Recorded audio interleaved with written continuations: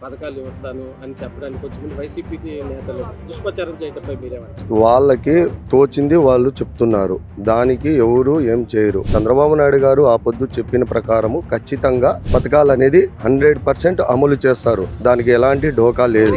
రేపొద్దున మన పిల్లల భవిష్యత్తు బాగుండాలంటే అభివృద్ధి అనేది జరగాలి. రేపొద్దున గానీ ఫ్యాక్టరీలు గానీ ఏంటవన్నా గానీ రావాలి అంటే అభివృద్ధి అనేది జరిగితే రేపొద్దున మన పిల్లలు గానీ బాగుపడతారు, భవిష్యత్తు అనేది బాగుంటుంది. రాష్ట్రాన్ని అప్పులు కుప్పల పాలు చేసి వడ్డీల మీద వడ్డీలు వేసి ఇప్పుడు మనం వచ్చే రాబడి కంటే పోయేది ఎక్కువ ఉంది. అప్పులు కట్టలేని పరిస్థితి. అట్లాంటి సిచ్యువేషన్లో అయినా ఏం పథకాలు ఆగలేదు. టైం టు టైం పింఛన్ ఇచ్చేస్తున్నారు. ఒకేసారి 7,000 3 నెలలది ఒకేసారి ఇచ్చేశారు. రీసెంట్గా 3 గ్యాస్ సిలిండర్లు ఇచ్చారు. రోడ్లు పడుతున్నాయి. ఎక్కడ ఆగిందండి సంక్షేమం?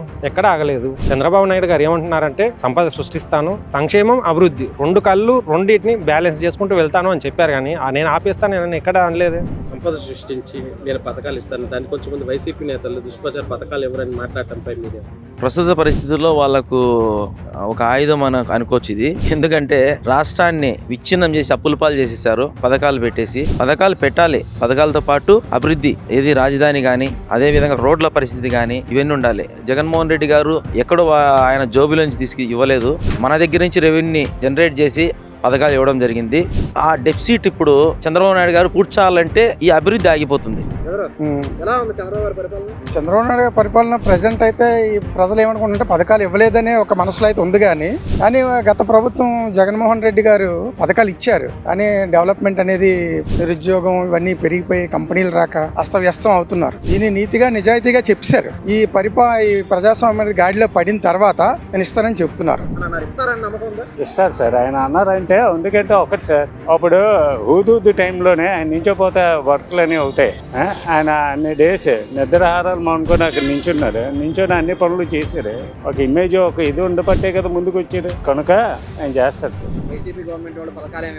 వాళ్ళ పార్టీలోనే సమంగా ఎవడు ఉంటున్నాడు. ఆడు రేపు ఈ రోజు ఉంటాడు, రేపు వెళ్ళిపోతాడు. ఆయన పక్కన ఉన్న వాళ్ళు ఎవరు ఉండట్లేదు. ఇంకా వైసీపీ గవర్నమెంట్ కోసం మాట్లాడడమే వేస్ట్. ఎందుకంటే జగనే ఉంటాడో ఉండడో తెలియదు, నమ్మకాలు కన్ఫర్మ్ చేస్తారు. ఎందుకంటే ఈయన ఎక్కడ ఇప్పుడు చంద్రబాబు నాయుడు గారు ఒకాన టైంలో కూడా ఆయన కార్యకర్తలు ఆయన పక్కనే ఉన్నారు. కానీ వైసీపీ కార్యకర్తలు ఎవరు ఆయన పక్కన ఉండట్లేదు. ఎందుకంటే రూట్లు చూసుకొని వెళ్ళిపోతున్నారు. ఇంకా జగన్ ఎక్కడ ఉంటాడు? జగనే ఉండడు ఇంకా ఫ్యూచర్ లో. నేను సంపద సృష్టించి పథకాలు ఇస్తానని చెప్పడాన్ని కొంచెం మంది వైసీపీ నేతలు ఏమంటున్నారంటే పథకాలు ఎవరు అది ఇదని చెప్పడంపై మీరే? వాళ్ళు దుష్ప్రచారం చేస్తున్నారు. అది రాంగ్. వాళ్ళ పార్టీ పరంగా ఉంటే ఏదైనా చూసుకొని ఇట్లా దుష్ప్రచారం చేసేది పద్ధతి కాదు. అది చంద్రబాబు నాయుడు చూసి నేర్చుకుంటే బాగుంటుంది.